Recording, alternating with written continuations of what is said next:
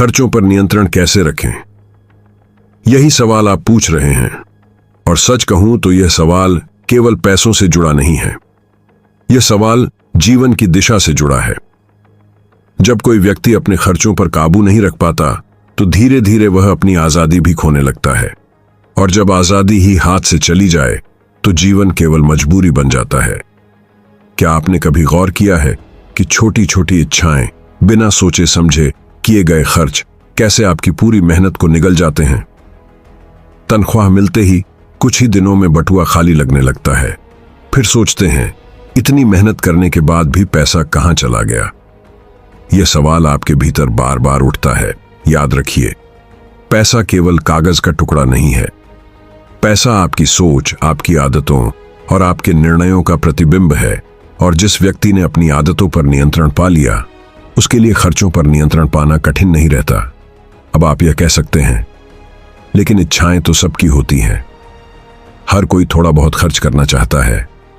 यह सही है, लेकिन यहां फर्क यह है कि कोई व्यक्ति इच्छाओं का मालिक होता है और कोई इच्छाओं का गुलाम। मालिक वही है जो चुनकर खर्च करता है। गुलाम वह है जो हर चीज खरीद लेता है, चाहे जरूरत हो या ना हो। आपको एक उदाहरण देता हूं।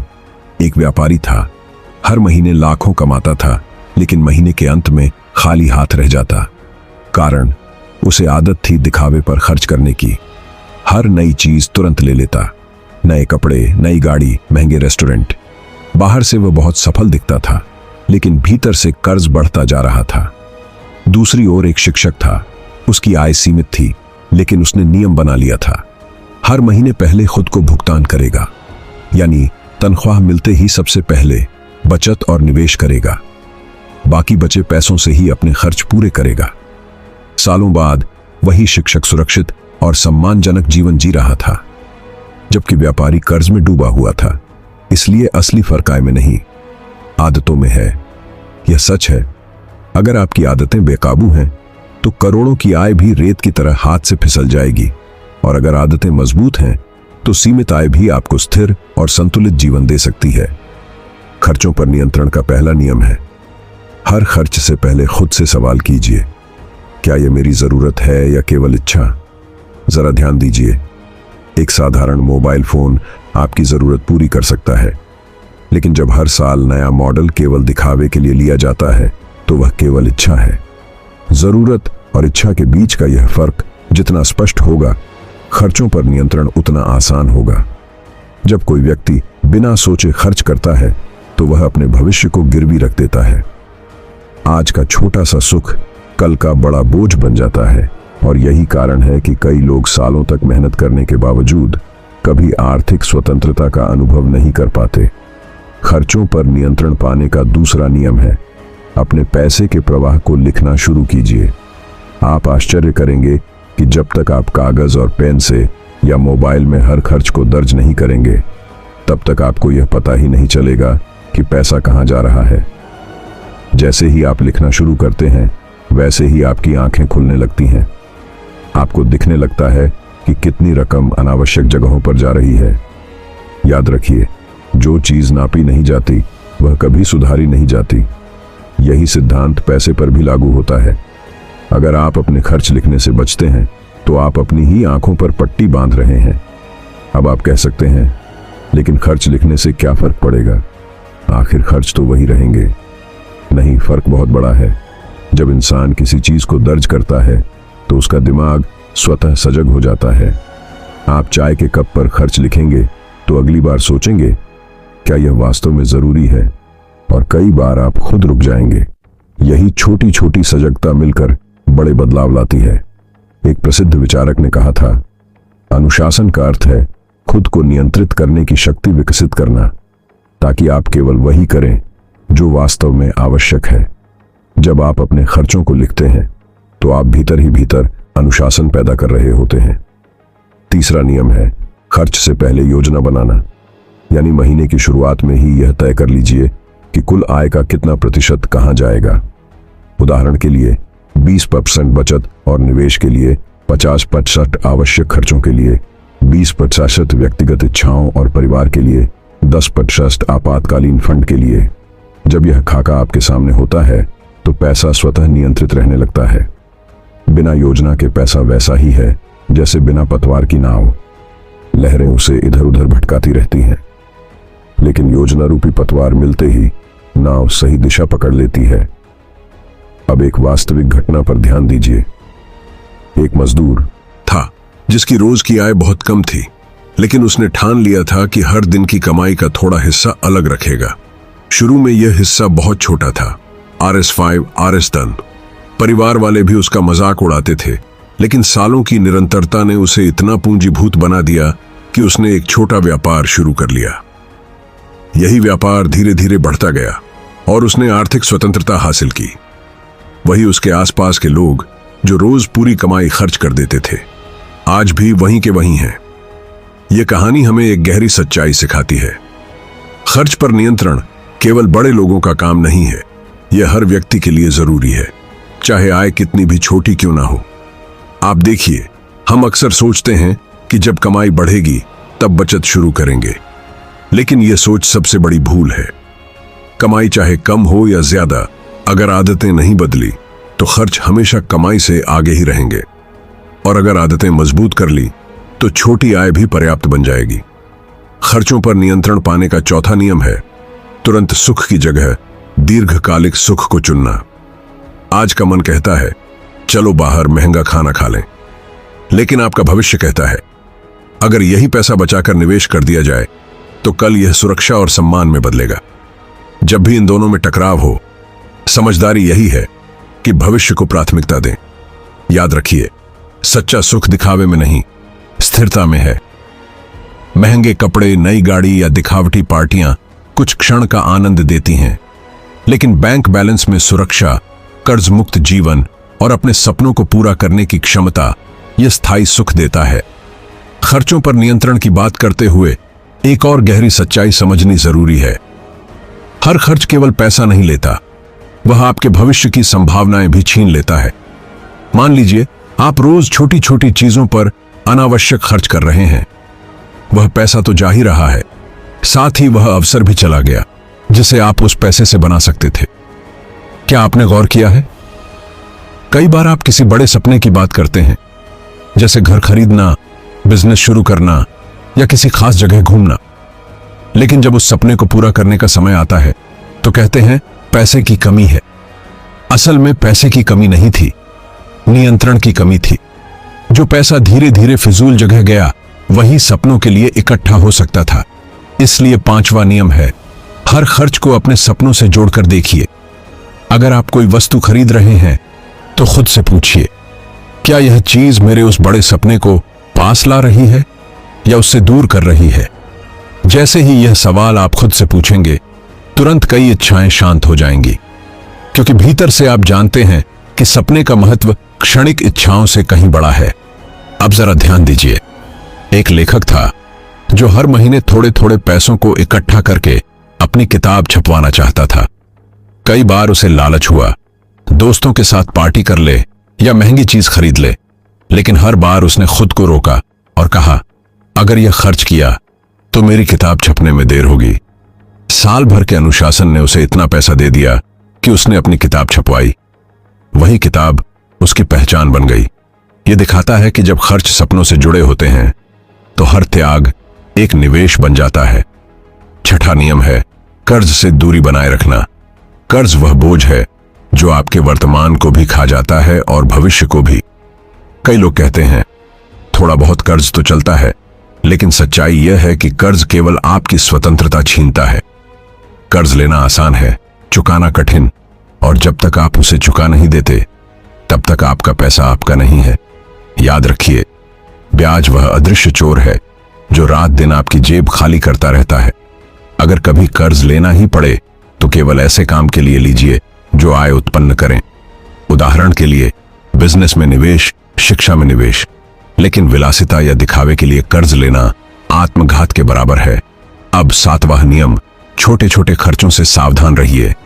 अक्सर लोग कहते हैं अरे ये तो बस RS500 का खर्च है, लेकिन वही RS500 रोज रोज करते हुए महीने में 3000 और साल में $36,000 बन जाते हैं। छोटे रिसाव ही बड़े जहाज को डुबोते हैं। इसलिए खर्च बड़ा हो या छोटा, उसे नजरअंदाज न कीजिए। हर खर्च पर सजग रहना ही वास्तविक नियंत्रण है। एक बार एक विद्वान ने कहा था, धनवान बनने के लिए आय बढ़ाना ही काफी नहीं है, व्यर्थ के खर्च कम करना उससे भी ज्यादा जरूरी है। इसका अर्थ यही है कि पैसा बाहर से नहीं, भीतर की समझ से सुरक्षित होता है। अब सवाल यह है कि क्या खर्चों पर नियंत्रण का अर्थ यह है कि जीवन में आनंद ही ना लिया जाए? बिल्कुल नहीं। जीवन का आनंद जरूरी है, लेकिन फर्क केवल इतना है कि आप आनंद को सोच समझकर चुनें, जरूरतें पूरी करें, परिवार के साथ समय बिताएं, छोटी छोटी खुशियां मनाएं। लेकिन यह सब तभी सही है जब आपकी बुनियाद मजबूत हो। यदि बुनियाद ही कमजोर है तो आनंद भी अस्थायी है और तनाव से भरा हुआ। इसलिए 8वां नियम है, खुशियों और स्थिरता के बीच संतुलन बनाइए। आपको खर्चों पर नियंत्रण इसलिए नहीं रखना कि जीवन कठिन हो जाए, बल्कि इसलिए कि जीवन स्थिर और सुरक्षित हो। जब स्थिरता होगी तभी आनंद भी सच्चा होगा। खर्चों पर नियंत्रण का एक और पहलू है आसपास का वातावरण। क्या आपने गौर किया है कि कई बार आप अपनी जरूरत से ज्यादा इसलिए खर्च कर देते हैं क्योंकि आपके आसपास लोग लगातार वही कर रहे हैं? दोस्त नए गैजेट खरीदते हैं, रिश्तेदार महंगे कपड़े पहनते हैं, पड़ोसी नई गाड़ी लाते हैं और अचानक आपको लगता है कि पीछे ना रह जाए। यही मानसिकता व्यक्ति को मजबूर करती है कि वह अपनी क्षमता से ज्यादा खर्च करे। लेकिन यहां एक सवाल उठता है, क्या दूसरों की जीवन शैली आपकी वास्तविक जरूरत है? बिल्कुल नहीं। यहां 9वां नियम आता है, तुलना से बचना। तुलना सबसे बड़ा जाल है। यह न केवल आपकी शांति छीन लेती है, बल्कि आपको अनावश्यक खर्च की ओर भी धकेलती है। आपको एक वास्तविक उदाहरण देता हूं। एक कर्मचारी था जिसकी नौकरी साधारण थी। उसके दफ्तर में बाकी लोग हर महीने नए नए कपड़े और महंगे मोबाइल खरीदते थे। धीरे धीरे उसने भी वही करना शुरू किया। शुरू में उसे लगा कि वह भी सम्मानित दिख रहा है, लेकिन कुछ ही महीनों में उसकी बचत खत्म हो गई और कर्ज बढ़ गया। फिर उसने खुद से पूछा, क्या मैं यह सब इसलिए कर रहा हूं कि यह सचमुच मेरी जरूरत है, या केवल इसलिए कि मैं दूसरों जैसा दिखना चाहता हूं? जवाब साफ था, वह केवल तुलना में बह रहा था। जैसे ही उसने इस आदत को छोड़ा और अपनी आय के हिसाब से जीना शुरू किया, उसका जीवन संतुलित हो गया। याद रखिए, तुलना कभी खत्म नहीं होती। आपके पास कुछ भी हो, हमेशा कोई ना कोई आपसे आगे होगा। इसलिए समझदारी यही है कि आप अपनी जरूरतों और लक्ष्यों के अनुसार खर्च करें, ना कि दूसरों को देखकर। 10वां नियम है, अपने समय और ऊर्जा को भी खर्च समझिए, क्योंकि पैसा आप समय देकर ही कमाते हैं। हर खर्चे में आपका समय छुपा हुआ होता है। अगर आपने किसी अनावश्यक वस्तु पर 68,000 खर्च किए, तो सोचिए यह पैसा कमाने में आपके कितने घंटे लगे होंगे। जब आप हर खर्च को समय से जोड़कर देखते हैं तो फिजूल खर्ची तुरंत कम हो जाती है। उदाहरण के तौर पर, एक व्यक्ति ने गाड़ी के महंगे मॉडल पर लाखों खर्च किए। बाद में जब उसने हिसाब लगाया कि उस रकम को कमाने में उसकी कितनी सालों की मेहनत लगी थी, तो उसे एहसास हुआ कि वह केवल दिखावे के लिए अपनी सालों की कमाई कमवा चुका है। यह एहसास उसे हमेशा के लिए बदल गया। 11वां नियम है, खुद को पहले भुगतान की आदत डालना, यानी आपकी आय का पहला हिस्सा हमेशा बचत या निवेश में जाए। ज्यादातर लोग उल्टा करते हैं, पहले सारे खर्च पूरे करते हैं और फिर बचा खुचा बचाने की कोशिश करते हैं। लेकिन यह तरीका कभी काम नहीं करता, क्योंकि खर्चे अनंत होते हैं। जो लोग पहले बचाते हैं वही वास्तव में अमीर बनते हैं। आप इसे ऐसे समझ सकते हैं, पैसा पेड़ की तरह है। अगर आप बीज को ही जमीन में नहीं डालेंगे तो पेड़ कैसे उगेगा?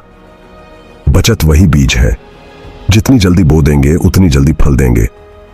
12वां नियम है, अपने बच्चों और परिवार को भी खर्च की समझ देना। कई बार आप खुद अनुशासित रहते हैं, लेकिन परिवार के दूसरे सदस्य बिना सोचे खर्च करते हैं। परिणाम यह होता है कि आपकी सारी मेहनत व्यर्थ हो जाती है। इसलिए जरूरी है कि परिवार में पैसे के प्रति सजगता विकसित हो। बच्चों को छोटी उम्र से ही सिखाइए कि पैसा केवल खर्च करने की चीज नहीं है, बल्कि उसे सही दिशा में लगाना सबसे बड़ी समझ है। एक बुजुर्ग व्यक्ति ने अपने बेटे को हर महीने जेब खर्च दिया, लेकिन साथ में एक नियम रखा, जो पैसा बचेगा मैं उसमें 2 गुना जोड़ दूंगा। शुरू में बेटे ने सोचा कि यह खेल है, लेकिन धीरे धीरे उसने समझा कि बचत का आनंद खर्च से कहीं ज्यादा है। यही शिक्षा जीवन भर उसके साथ रही। 13वां नियम है खुद को छोटे छोटे लक्ष्य देकर प्रेरित रखना। यदि आप केवल यह सोचेंगे कि मुझे जीवन भर खर्चों पर नियंत्रण रखना है तो यह बोझ जैसा लगेगा। लेकिन अगर आप कहें इस महीने मैं आज 500 कम खर्च करूंगा और उसे बचत में डालूंगा, तो यह सरल लगेगा। छोटे लक्ष्य पूरे होते हैं और धीरे धीरे यह आदत बन जाती है। यही आदत जीवन भर का अनुशासन पैदा करती है। खर्चों पर नियंत्रण का 14वां नियम है खरीदने से पहले समय लें। अक्सर लोग तुरंत निर्णय लेकर पैसा खर्च कर देते हैं। देखा, पसंद आया और खरीद लिया। यही जल्दबाजी सबसे खतरनाक है। यदि किसी चीज को खरीदने से पहले आप केवल 24 घंटे का समय ले लें तो आधे से ज्यादा अनावश्यक खर्च अपने आप रुक जाएंगे, क्योंकि अगले दिन वही वस्तु उतनी आकर्षक नहीं लगती जितनी पहली बार लगी थी। आप गौर करेंगे कि बड़े व्यापारी और निवेशक कभी जल्दबाजी में निर्णय नहीं लेते। वे हर खरीद को सोच समझकर करते हैं। यही आदत आपको भी अपनानी है। 15वां नियम है गुणवत्ता को प्राथमिकता दीजिए, मात्रा को नहीं। सस्ता सामान कई बार 2 बार खरीदना पड़ता है, जबकि अच्छा सामान लंबे समय तक चलता है। कई लोग सोचते हैं कि पैसा बचाने के लिए सस्ते विकल्प चुन लें, लेकिन जब वह बार बार टूटते हैं या बदलने पड़ते हैं तो कुल खर्च और बढ़ जाता है। इसलिए खर्चों पर नियंत्रण का अर्थ यह नहीं कि हमेशा सस्ता खरीदें, बल्कि यह है कि समझदारी से चुनें। अब 16वां नियम अपने खर्चों को निवेश में बदलना सीखिए। मान लीजिए आप किताबें खरीदते हैं। यह खर्च नहीं, निवेश है, क्योंकि यह आपके ज्ञान को बढ़ाता है। यदि आप किसी कोर्स में पैसा लगाते हैं जो आपके कौशल को बेहतर बनाता है तो यह निवेश है। लेकिन यदि आप हर महीने दिखावे के कपड़े खरीदते हैं जो कुछ महीनों बाद बेकार हो जाते हैं तो यह व्यर्थ खर्च है। जितना जल्दी आप खर्च और निवेश में फर्क करना सीखेंगे, उतना ही जल्दी आप आर्थिक रूप से मजबूत होंगे। एक उदाहरण दीजिए।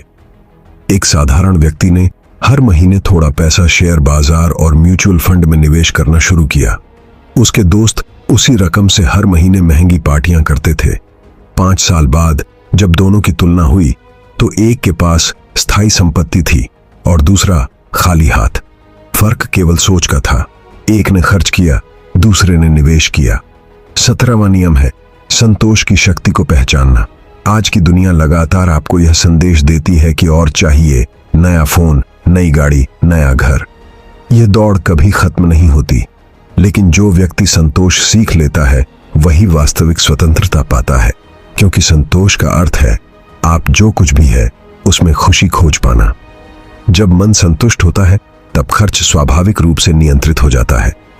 अब 18वां नियम बचत को आदत नहीं, आनंद बनाइए। कई लोग बचत को बोझ मानते हैं, जैसे उन्हें किसी मजबूरी में करना पड़ रहा हो। लेकिन असली बदलाव तब होता है जब आप बचत को एक खेल, एक आनंद बना लेते हैं। हर बार जब आप पैसा बचाते हैं तो खुद को इनाम दीजिए, छोटी सी खुशी मनाइए। इससे आपका मन बचत को दंड नहीं बल्कि आनंद से जोड़ लेगा, और जब मन आनंद से जुड़ता है तो आदत स्थायी बन जाती है। एक परिवार ने यह आदत डाली कि हर बार जब भी वे महीने के अंत में कुछ बचाते तो उसका छोटा हिस्सा परिवार के साथ किसी यादगार अनुभव पर खर्च करते, जैसे एक साधारण पिकनिक। धीरे धीरे बच्चों ने भी समझ लिया कि बचत केवल त्याग नहीं है बल्कि नए अवसर पैदा करती है। 19वां नियम है पैसे को लक्ष्य से जोड़कर बचाइए। यदि आप केवल यह सोचेंगे कि मुझे बचत करनी है तो यह सामान्य लगेगा, लेकिन अगर आप कहें मैं यह पैसा इसलिए बचा रहा हूं ताकि अगले 5 साल में अपना घर बना सकूं, तो हर बचत सार्थक महसूस होगी। लक्ष्य से जुड़ी बचत में उत्साह आता है। आप हर महीने उस लक्ष्य के और करीब पहुंचते जाते हैं। यही उत्साह आपको खर्चों पर नियंत्रण रखने में मदद करता है। 20वां नियम अपने भीतर कृतज्ञता की भावना विकसित कीजिए। जब आप जो कुछ है उसके लिए आभारी रहते हैं तब आप लगातार और चीजें खरीदने की आवश्यकता महसूस नहीं करते। कृतज्ञता आपको यह समझाती है कि मेरे पास पर्याप्त है, और जब यह भावना आती है तो फिजूल खर्च खुद कम हो जाते हैं। खर्चों पर नियंत्रण का 21वां नियम है छोटी छोटी उपलब्धियों का हिसाब रखिए। कई बार लोग कहते हैं, अरे इस महीने मैंने केवल RS 500 बचाए, इससे क्या फर्क पड़ेगा। लेकिन सच्चाई यह है कि छोटी छोटी बचत ही बड़े बदलाव की जड़ है। अगर आप हर महीने RS 500 बचाते हैं तो साल में यह 6000 हो जाएगा, 10 साल में 60,000, और यदि वही रकम सही जगह निवेश की जाए तो यह कई गुना बढ़ जाएगी। याद रखिए, कोई भी महान उपलब्धि छोटी छोटी कोशिशों से ही बनती है। जैसे ईंट दर ईंट जोड़कर दीवार बनती है, वैसे ही रुपए रुपए जोड़कर आर्थिक स्थिरता बनती है। 22वां नियम है, अपने मन को लोभ से दूर रखिए। लोभ वही है जो आपको बार बार कहता है, यह भी चाहिए, वह भी चाहिए, लेकिन यह लोभ कभी तृप्त नहीं होता।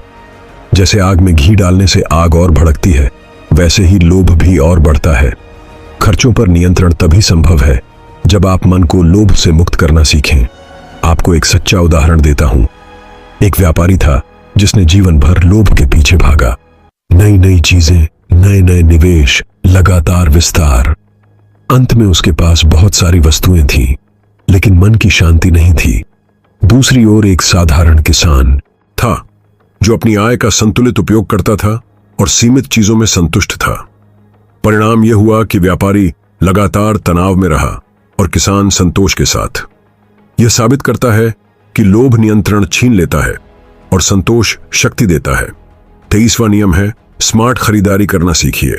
सिर्फ यह मत सोचिए कि मुझे यह चाहिए, यह भी सोचिए कि कहां से और कब खरीदना सही होगा। छूट, ऑफर और सही समय पर खरीदारी आपके खर्च को कम कर सकते हैं, लेकिन सावधान रहिए। केवल ऑफर देखकर वह चीज न खरीदें जिसकी जरूरत ही नहीं है। स्मार्ट खरीदारी का अर्थ है जरूरी वस्तु सही मूल्य पर खरीदना।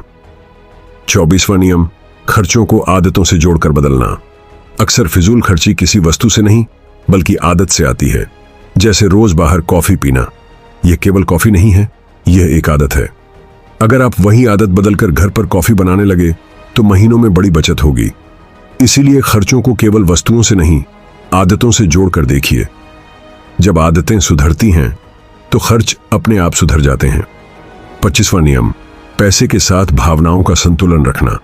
कई बार लोग तनाव, दुख या खालीपन से बचने के लिए खरीदारी करते हैं, जिसे आजकल रिटेल थेरेपी कहते हैं। लेकिन यह केवल क्षणिक राहत देती है, अगले दिन फिर वही खालीपन और साथ में पछतावा भी।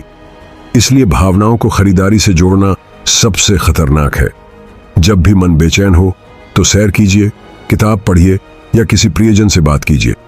याद रखिए, भावनाएं संभालने का उपाय पैसा खर्च करना नहीं है। 26वां नियम है, पैसे को साधन समझिए, उद्देश्य नहीं।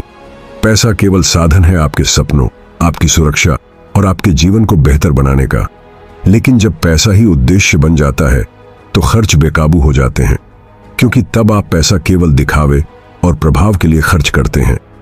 सच्चाई यह है कि पैसा तब सबसे शक्तिशाली होता है जब वह आपके मूल्यों और लक्ष्यों की सेवा करता है। 23वां नियम, आय बढ़ने पर भी जीवन शैली को सीमित रखिए। अक्सर जैसे ही आय बढ़ती है, लोग तुरंत जीवन शैली भी बढ़ा देते हैं। महंगे घर, महंगी गाड़ियां, अनावश्यक खर्च। लेकिन समझदार लोग ऐसा नहीं करते। वे आय बढ़ने पर भी उसी साधारण जीवन शैली को बनाए रखते हैं और अतिरिक्त पैसे को निवेश में लगाते हैं। यही आदत उन्हें समय के साथ अमीर बनाती है। एक शिक्षक था जिसने 20 साल तक अपनी जीवन शैली साधारण रखी। जब उसकी आय धीरे धीरे बढ़ी तो उसने वह अतिरिक्त पैसा केवल निवेश में लगाया। नतीजा यह हुआ कि सेवानिवृत्ति तक उसके पास करोड़ों की संपत्ति थी, जबकि उसके कई सहकर्मी अब भी पैसों की तंगी में थे। 28वां नियम है, आपातकालीन फंड बनाना। जीवन अनिश्चित है, बीमारी, दुर्घटना, नौकरी छूटना, ये सब अचानक हो सकते हैं। यदि आपके पास आपातकालीन फंड नहीं है तो ऐसे समय में आप मजबूर होकर कर्ज लेते हैं। लेकिन यदि आपने पहले से ही 6 महीने का खर्च अलग रख दिया है तो कोई भी संकट आपको हिला नहीं सकता।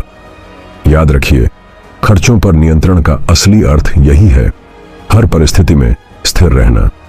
29वां नियम है, कर्ज से दूरी बनाइए। कर्ज तब तक अच्छा लगता है जब तक वह आपके नियंत्रण में हो, लेकिन अधिकतर लोग कर्ज को समझे बिना ही ले लेते हैं। क्रेडिट कार्ड, आसान EMI और तात्कालिक इच्छाएं, यह सब मिलकर आपको धीरे धीरे जाल में फंसा देते हैं।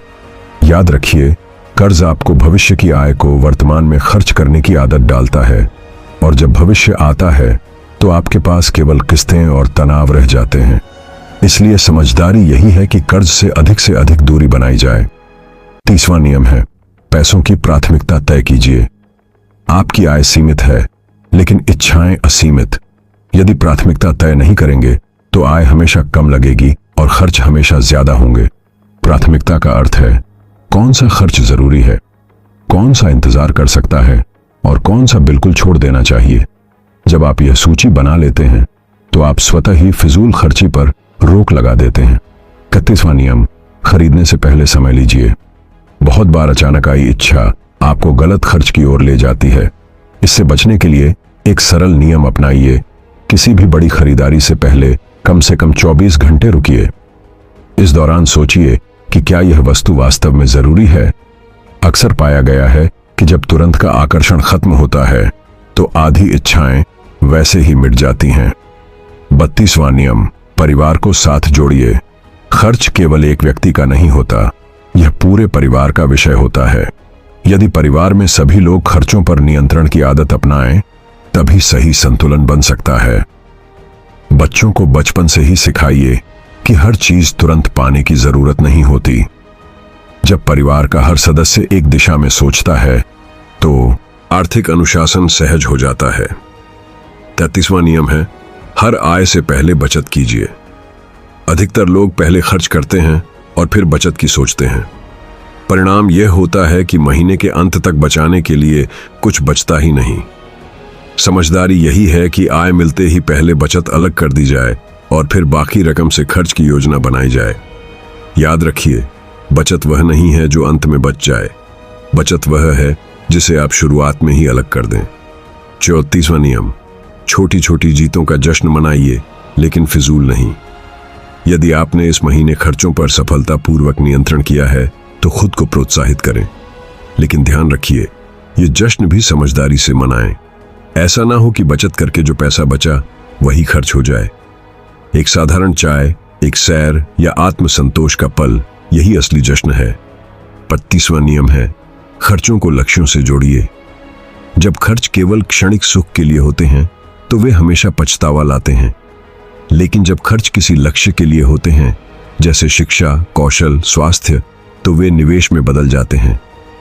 अपने हर खर्च से पहले यह सवाल पूछिए, क्या यह खर्च मुझे मेरे लक्ष्य के करीब ले जाएगा या दूर? यह सवाल ही कई अनावश्यक खर्चों को रोक देगा। 36वां नियम, तुलना से बचिए। अक्सर लोग दूसरों को देखकर खर्च बढ़ा देते हैं। पड़ोसी ने नई गाड़ी खरीदी तो हमें भी चाहिए, दोस्त ने महंगा मोबाइल लिया तो हमें भी लेना है। यह तुलना अंतहीन है और खर्चों पर नियंत्रण का सबसे बड़ा दुश्मन है।